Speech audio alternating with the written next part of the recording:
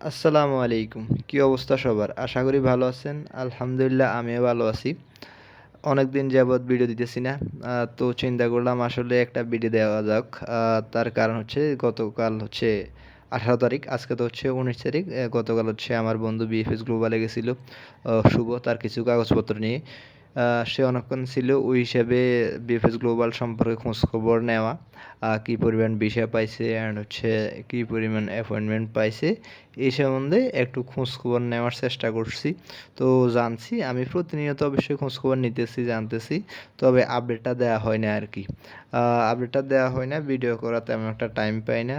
বলতে টাইম পাই, করতে মন চাইতেছে না। তো আসলে চিন্তা করলাম যে যেইগুলা জানি বা যে আপডেটগুলো পাই এগুলা মানুষকে জানানো উচিত। কারণ হচ্ছে সবাই তো বিভিন্নভাবে টেনশনে থাকে বা জানার চেষ্টা চেষ্টা করে যে কখন কি হয়, কি পরিমাণ ভিসা পায় বা হচ্ছে কি পরিমাণ অ্যাপয়েন্টমেন্ট পায়।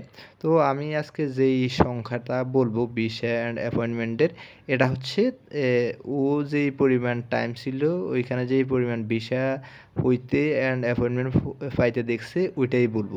এর বাইরে হচ্ছে অনেকে পাইতে পারে, বিভিন্নভাবে আপনারা খোঁজখবর পাইতে পারেন বা হচ্ছে হয়তো আপনার কোনো ফ্রেন্ড পাইলে আর অনেকে জানতে পারে, এরকম অনেকে পাইতে পারে, ওইটার খোঁজখবর হচ্ছে আমরা পাবো না। তাই হচ্ছে আমি যতদিন ভিডিও করি, যতদিন পর্যন্ত ভিডিও করে আসছি, আমি প্রত্যেকবার বলছি আমার সোর্স মানে হচ্ছে আমি যতটুকু ইনফরমেশান পাই অতটুকু দেওয়ার চেষ্টা করি। আপনাদেরকে বুঝাইতে পারছি আশা করি। মানে হচ্ছে এর চেয়ে অধিক হইতে পারে, কম হবে না, এর চেয়ে অনেক বেশি হওয়ার সম্ভাবনা থাকে। কারণ হচ্ছে আমি যতটুকু পাই ইনফরমেশান ততটুকু হচ্ছে আপনাদেরকে জানানোর চেষ্টা করি আর কি। তো 18 তারিখ আমার ফ্রেন্ড বিএফএস গ্লোবালের সামনে প্রায় 2 আড়াই ঘন্টার মতো ছিল, ওইখানে সে 3টা বিষয় হইতে দেখছে। 3টা বিষয়, একটা হচ্ছে 2023-এর আর 2টা হচ্ছে 24-এর। 25-এর বিষয় ছিল না। আর 5টা হচ্ছে আরও এক ভাই ছিল, উনিও বিএফএস গ্লোবালে গেছে গত 18 তারিখ। তো হচ্ছে আমাকে ফোন দিয়ে জানাইছে 5টা। ওই 5টার মধ্যে 3টা হচ্ছে 2024-এর আর 2টা হচ্ছে 23-এর। টোটাল যে 8টা বিষয়ের খবর পাইছি, এখানে হচ্ছে 25-এর কোনো বিষয় নাই। আর টুকটাক 25-এর হইতেছে, তবে 23-এর তুলনায় 24-এর একটু ভালো। আর পাশাপাশি অ্যাপয়েন্টমেন্টও পাইতেছি। আর 18 তারিখ অ্যাপয়েন্টমেন্ট হয়েছে 4টা, মানে আমার জানা মতে 4জন পাইছে, এর ভিতরে আরও থাকতে পারে। তবে 4জন হচ্ছে নেপোলি শহরের 2024-এর অ্যাপয়েন্টমেন্ট, 2024-এর।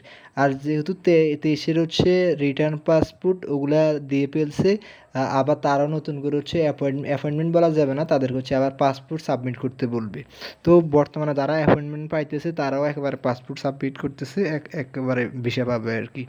তো ওভারঅল যদি আপনাদেরকে বলে থাকি, যাদের হচ্ছে সব কিছু ঠিকঠাক আছে আপনারা ভিসা পাবেন 100% শিওর। তবে এইটার সময়কাল কতদিন পর্যন্ত আপনাকে অপেক্ষা করতে হয় এটা আল্লাহ ছাড়া কেউ বলতে পারবে না। যা এমনিতে হচ্ছে কাজ চলমান, এটা আশা করি আপনারা জানেন। যদি আপনারা কেউ না জেনে থাকেন, আমি আপনাদেরকে 100% শিওর বলতেছি, কাজ চলমান, তবে একবার স্লো। মানে আপনি কবে ভিসা পাবেন এটা কেউ বলতে পারে না, অনেক লেট হতে পারে। ইদানিং শুনতেছি অনেকে আন্দোলন করার চিন্তা ভাবনা করতেছেন। হ্যাঁ, আমি জানি না এটা করলে কোনো লাভ হবে কিনা, কারণ হচ্ছে পররাষ্ট্র মন্ত্রণালয় আরও বিভিন্ন বড় বড় মাপের লোকজন হচ্ছে আপনার আর মিটিংয়ে বসছে, এটা নিয়ে অনেক আলোচনা করছে। তাদের কথাতে যদি কাজ না হয় তাহলে হচ্ছে আমাদের এখানে আন্দোলনে কোনো কাজ হবে না, যেহেতু তারা বিভিন্নভাবে আলোচনায় রাখতেছে, পররাষ্ট্র মন্ত্রণালয় এগুলোকে আলোচনা রাখতেছে। আশা করি কাজগুলো হবে। ধৈর্য ধরতে হবে। ধৈর্য ধরতে হবে, এটা বলতে বলতে সবাই বোর হয়ে গেছে, করার তো কিছু নেই। ধৈর্য আপনাকে ধরতেই হবে যতদিন যাক না কেন, এটা ছাড়া আর উপায় নেই। তবে বারি শহরের মাঝখান দিয়ে প্রচুর কাজ হয়েছিল, এখনও হচ্ছে, এখন একেবারে স্লো। তো এক টাইমে হচ্ছে এক শহর দ্রুত করবে, এক শহর স্লো হয়ে যাবে, সিস্টেমটা এভাবেই থাকবে। তো আশা করি আপনারা বুঝতে পারছেন। আজকের ভিডিও এই পর্যন্ত, দেখা হবে পরবর্তী ভিডিওতে। আল্লাহ হাফেজ।